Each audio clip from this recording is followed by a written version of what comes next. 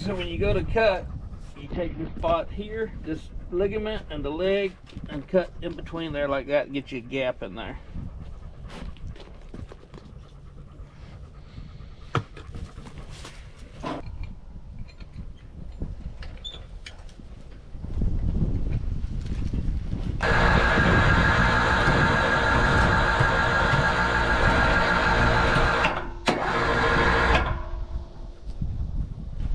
And then I take the part they call the gut hook, and I just reach up there, kind of push in,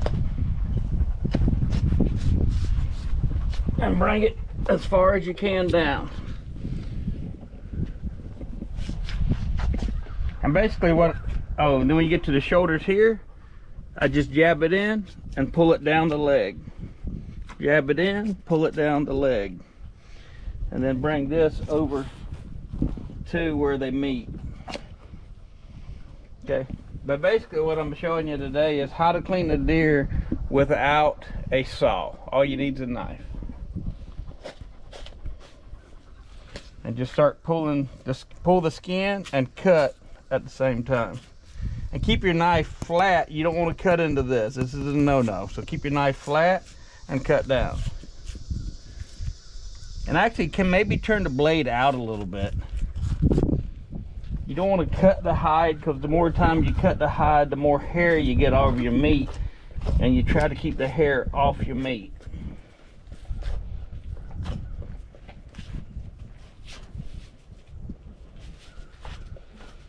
And just take it back a little bit, because you can actually pull a lot of this. And then when you get to here, just reach in there and get you a handful. Kind of pull and cut at the same time.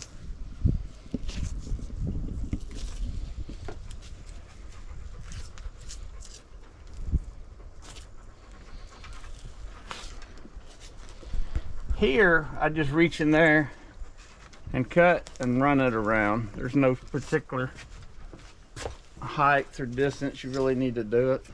Now when you get to here, pinch the skin and come in here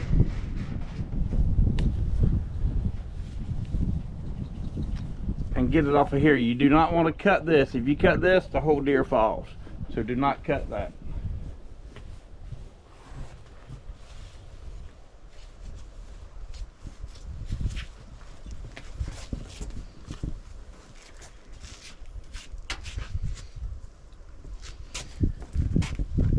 And it's easier to come around to this backside, and you can raise the deer up and down, depends on whatever height you are, make it easier to get to.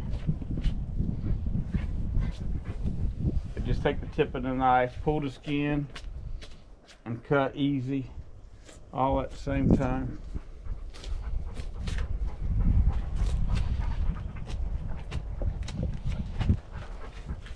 We'll come address this spot here in just a second.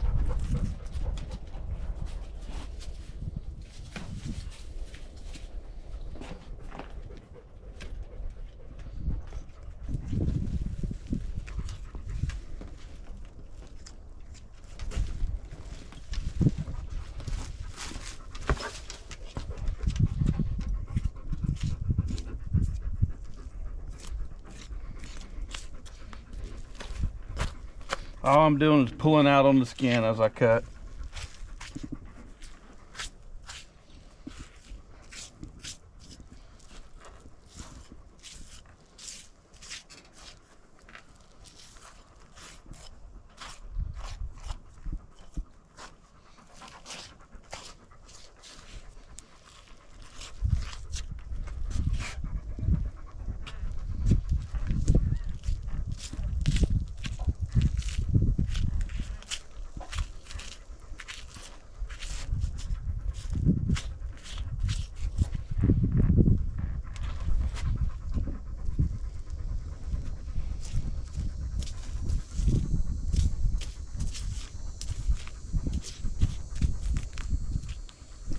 I just reach up here and cut that.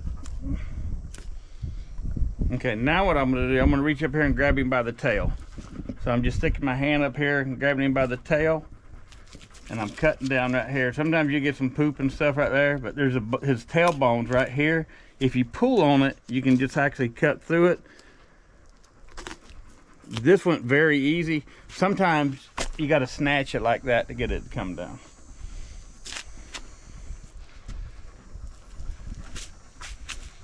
And then when you get it to that point,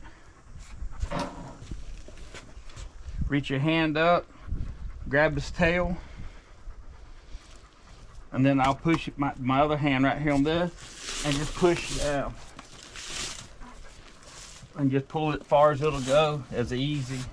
You don't have to fight it or work hard at it.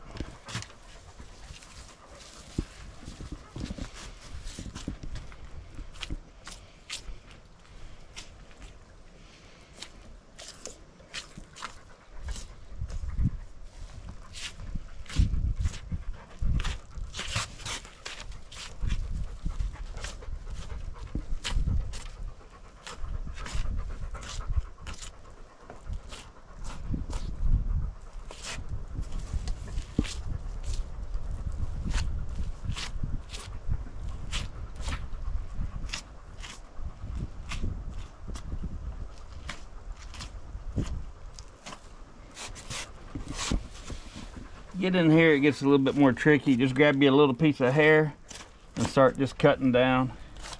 Always pulling. At the same time, you always got to keep pulling.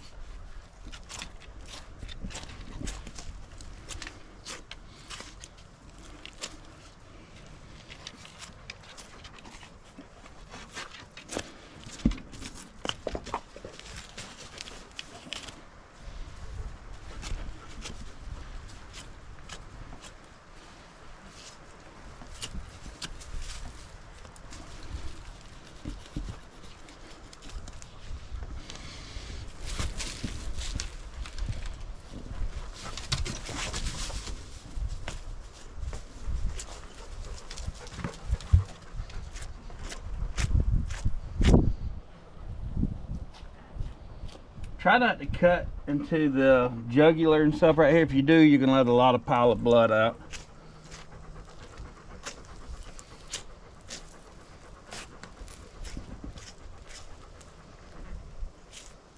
And on the neck meat, it comes in a bunch of different layers. There's not a good way just to get in there. Just whack down. Just keep whacking it down until you get to the part all the way down to the base of his head.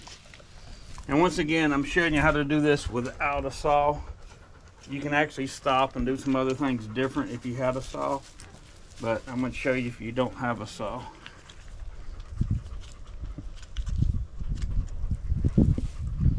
And you want to keep the horns. If you don't want to keep the horns, you can just stop right here. But we're actually going to keep these horns.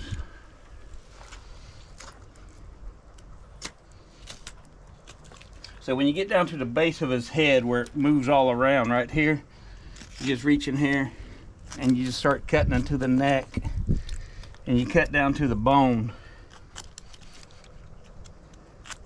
Use the tip of your knife and you can feel where you're cutting at and stuff. So you ain't just sitting there dulling your knife cutting the bone.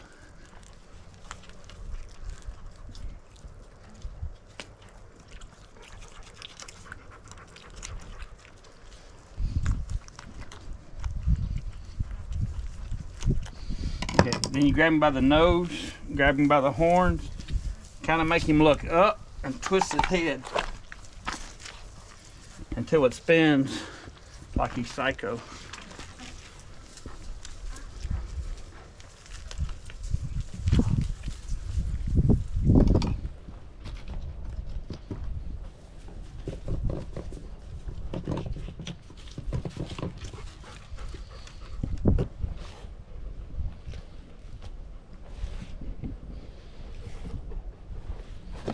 And there you have his head.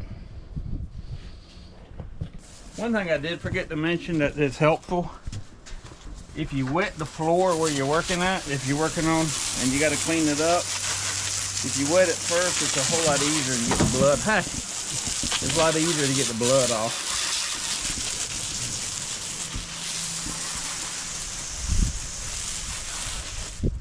Okay, and then when you get done getting the hide off, come back and rinse him off if you have the capability in the water to do it, and get as much hair off as you possibly can. And truly, if it's cold enough, you can let him hang like this if you don't have bugs and stuff for a while. It don't, to let some of the heat get out of him.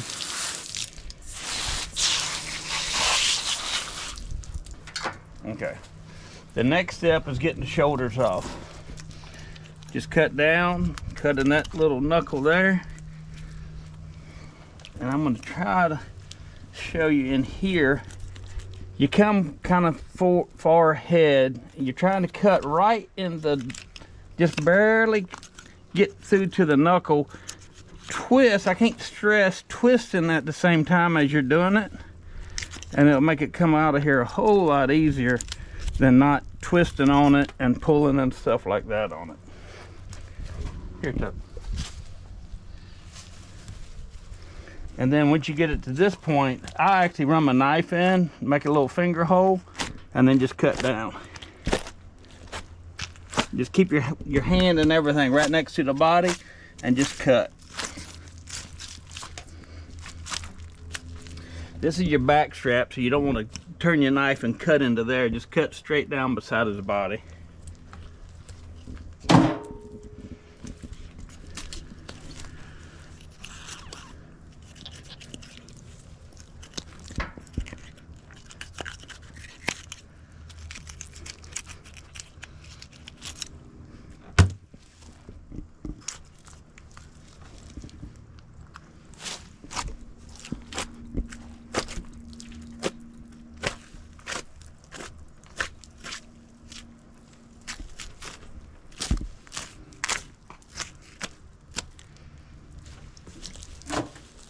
Nothing to it.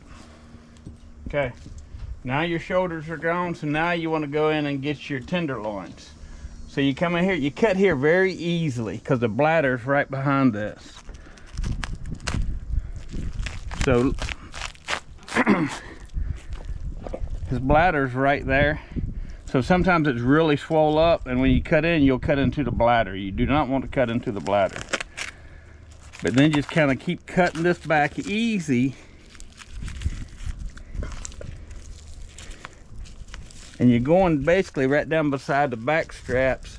Here's your tenderloins right here. So we're trying to get to that meat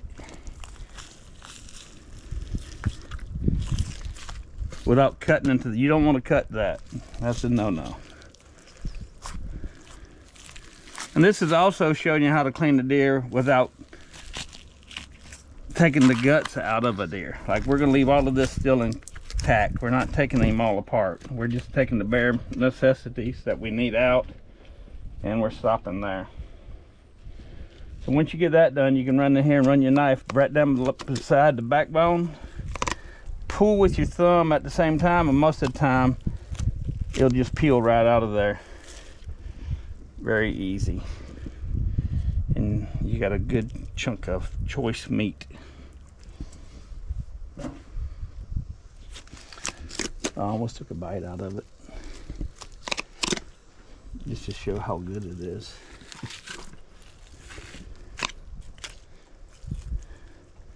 I think it was Ted Nugent that used to do stuff like that. Okay, so now the tenderloins are gone. Now, if you're a person that likes the heart and all of that, you can actually reach down in here and grab the heart. And there's the liver down in there.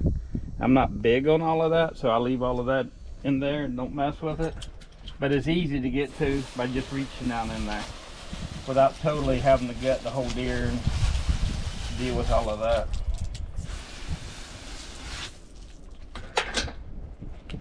Now for the back straps, I do go to a fillet knife from here on. The rest of it I'll use with a fillet knife. You can actually come in and clean some of the meat up while it's hanging, just to get rid of some more excess junk. But now you can come in here right below this section right here and just cut in on each side all the way in like that. Run your knife down right beside the backbone as far as you can go.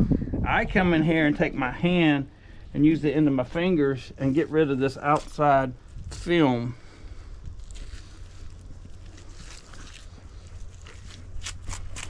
it just peels off and it's just junk.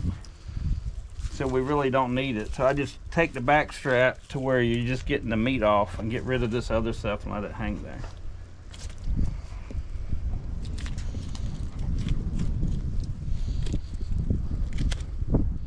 And just use the tip of your knife.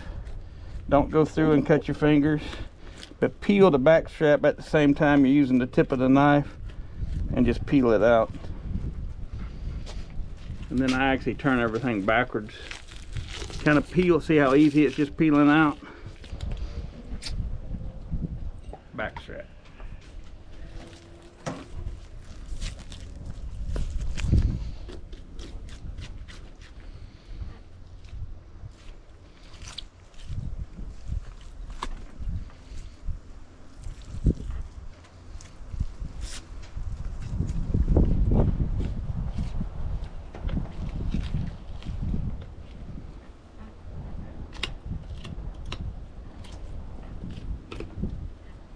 One side is always easier for you than the other side, so one side will give you a fit, one side won't.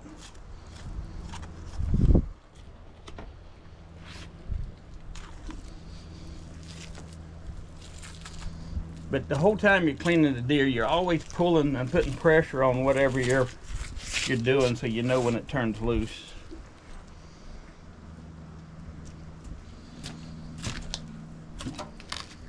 Okay, now we're down to the hams. Now I deboned a ham hanging up. I do not cut it and go through all that stuff once again because I don't have a saw. Don't want to use one. So there's a flap of meat right here. You can actually see this indentation right here.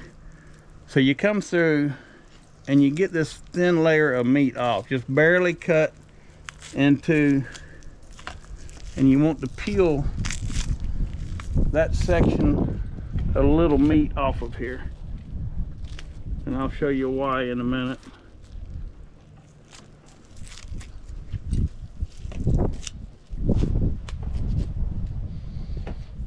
And that's, I mean, you can save it. I mean, there's not much to that. But if you're making a hamburger, it adds up.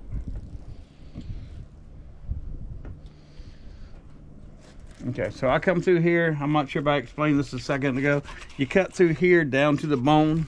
You want this opened up. You want a gap in here. I want that section of meat off.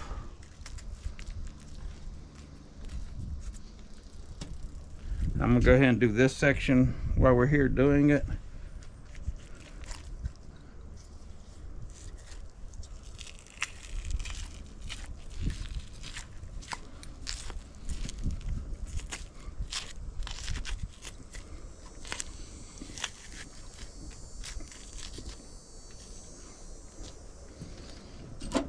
Okay, then I come around here to this side.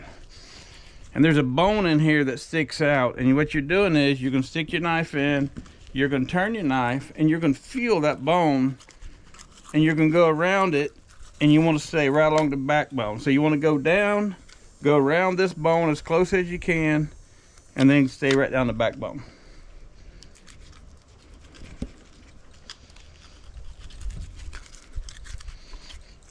And just use the tip of your knife, feel, and just cut as deep as you can to the bones.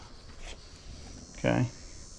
Now, when I took this piece of meat off, it left you a roast right here and another chunk. So these muscles are going to start separating. So you stick your finger in between the muscles and you separate and you try to get to the end of it. At the same time, you're wanting to cut down the leg bone all the way to here. So what I'm trying to do is get these muscles separated good enough to cut down the leg bone without ruining the muscle sections. So I'm using the tip of my knife to cut down the bone. And now you see this muscle is still attached up here. Stick tip of the knife, reach in there and separate it from that.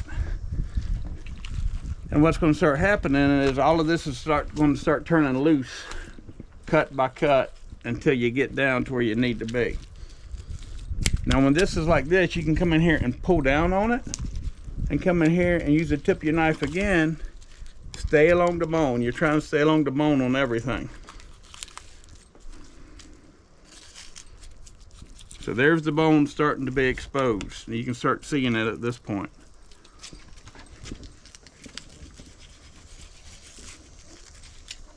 Now the weight of the meat is going to start helping you. And you're just cutting along the bone. Watch the bladder because it's kind of sticking out there. You don't stick the tip of your knife into it. Now when you get to this point, you can actually either use the advantage and go ahead and separate some of these muscles and let the weight make a difference, because now you got a big chunk of meat, and you can still separate this little piece here off of it. But it just saves room in the cooler, room everywhere else, and then when you get home, you got less. You got to sit here and tie up your wife's kitchen and make her mad.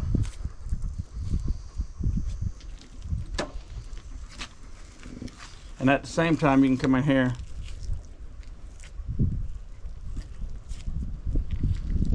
and get some of this junk that you don't need to carry home and get rid of it. But once again, you can start seeing the muscles just fall apart.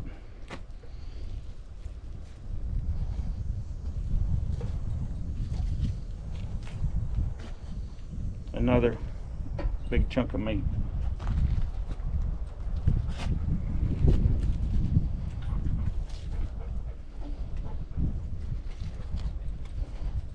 And I can't stress, all you're doing is staying along the bone. So the more you stick your knife in, the more you're going to cut away from the bone and lose some meat. You got to come back and trim up.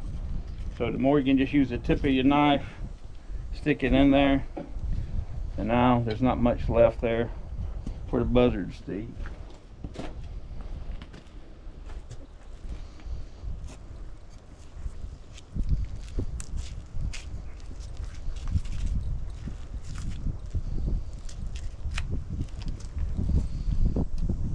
Like I said, one side's always easier than the other side, depending on if you're left-handed or right-handed.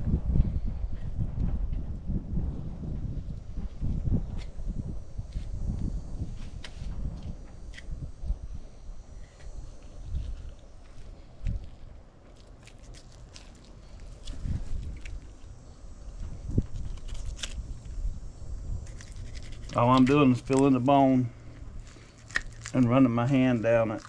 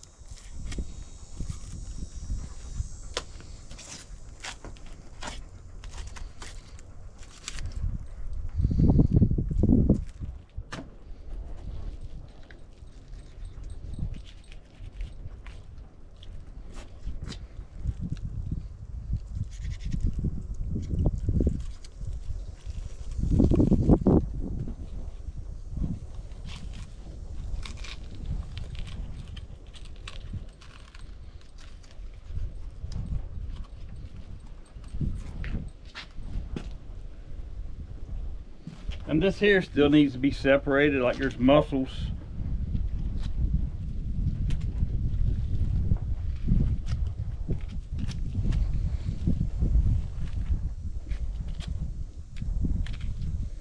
Like if you're making roasts and stuff like that, this here is a perfect thing to make a roast out of. I was trying not to drop it. But when you separate it, now you got you a chunk of meat right there. That's good for a roast.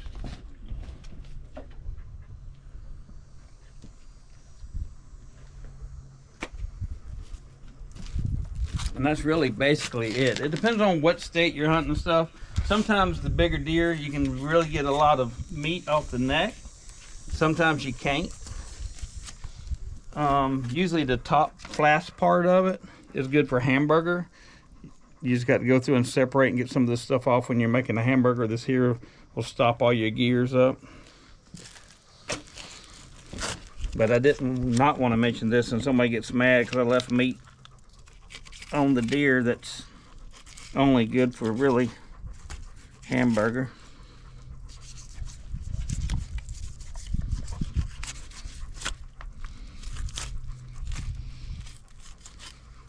And then once you get down in here, now you're into the throat and all of that, which is really nothing there. So that's really it. I don't save these. If you cut into this, let me warn you, if you cut into this and start messing with this, this is part of the tendon. And then once you get that, you can drop your deer.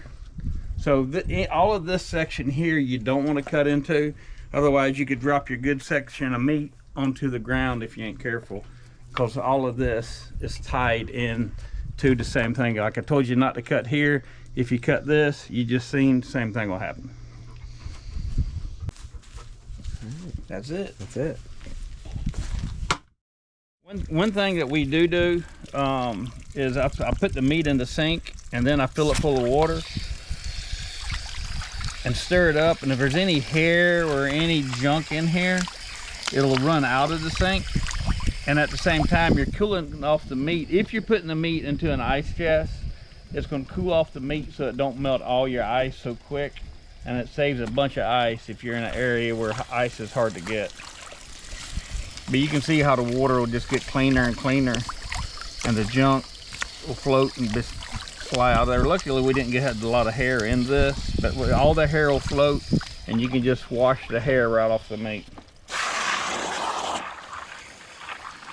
And you can also get the bloodshot stuff at the same time. You can wash. You get this jelly stuff on here. You can actually cut this off and get rid of this at the same time.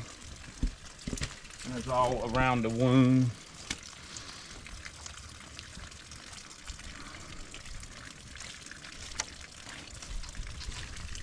So that's another good idea to do. This one here, I think was worse, so yeah, I'll use this one. You got all this bloodshot stuff that you can just, don't be scared to lose a little bit of meat for getting the good stuff. It depends on if you're using a gun, bow, how bad the area is. A gun makes a worse area to clean up than a bow does.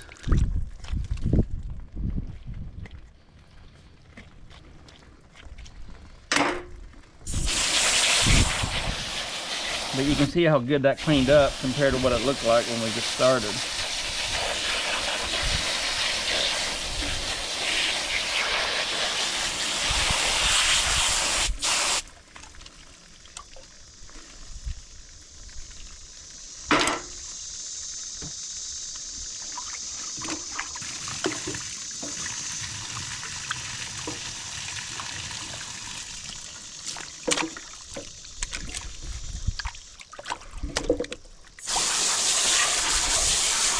So now you have all of that wound cleaned up and all the bloodshot stuff gone.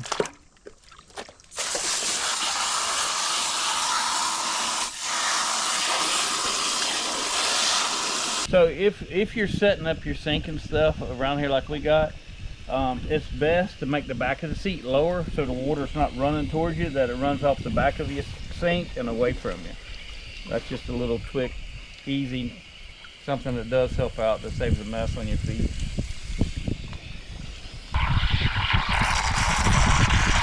And another thing is, if you do the water like this for a little bit, if the blowflies and stuff are bad, or even the yellow jackets, if it's warm out, this will help keep some of the bugs off of your meat too. In between you getting your cooler and getting ice and getting stuff like that, they won't be able to lay eggs on your meat than if it's just exposed. But you can see the stuff running out, and that's what the hair, if it was really messy, all the hair and everything would just run out.